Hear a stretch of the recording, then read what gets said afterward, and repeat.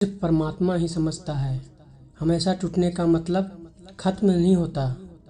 कभी कभी टूटने से ज़िंदगी की शुरुआत भी होती है।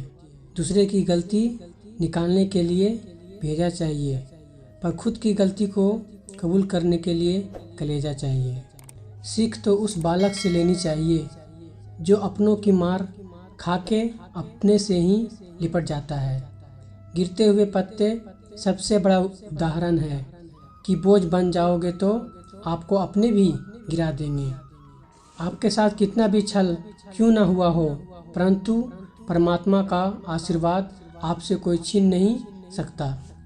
सबको अपने कर्मों का पता होता है दोस्तों। यूं ही गंगा किनारे भीड़ नहीं लगा करती। जब हम प्रभु को प्रथम स्थान देते हैं तो बाकी सभी चीज़ें अपने सही स्थान में स्वतः ही पहुंच जाती है। शरीर कितने सुंदर हैं, दुनिया उन्हें पसंद करती है, और आत्मा कितनी सुंदर है, भगवान उन्हें पसंद करते हैं। बड़ों का मान करना और मीठे वचन बोलना सर्वप्रिय बनने के साधन है। हमारी प्रार्थना बस समान रूप से आशीर्वाद के लिए होनी चाहिए, क्योंकि ईश्वर जानते हैं कि हमारे लिए क्या अच्छा है।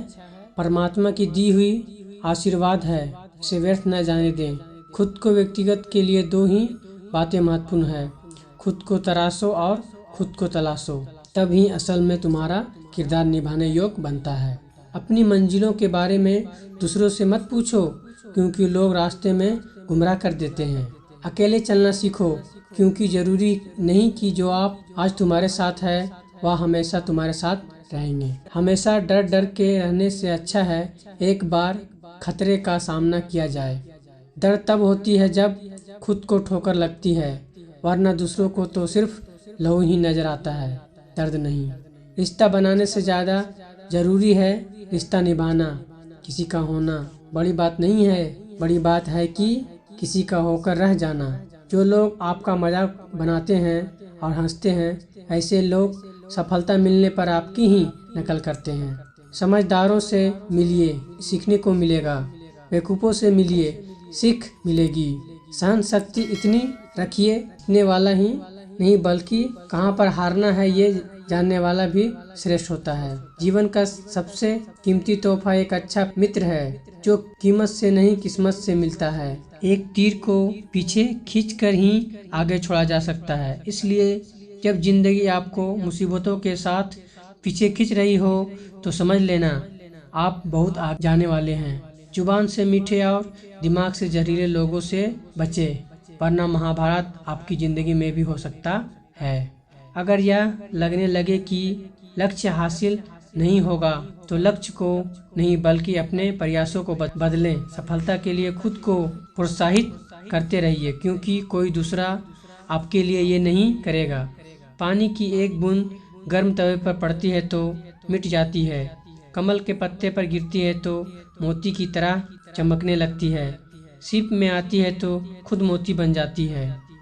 पानी की बूंद तो वही है, फर्क तो बस संगत का है। कलयुग की दुनिया में कदर उनकी नहीं होती जो सच में रिश्ते निभाता है, कदर उनकी होती है जो सबसे ज़्यादा दिखावा करता है। जीवन में कुछ भी स्थायी नहीं है, इसलिए स्वयं को अधिक तनावग्रस्त ना करें, क्योंकि परिस्थितियाँ चाहे कितनी भी खराब हो बदलेगी ज़रूर। तुम उससे नहीं हारते जो तुमसे जीत जाता है, तुम उससे हारते हो जो तुम्हें हार जाना चाहता है। प्रयत्नशील रहने से ही सफलता मिलती है।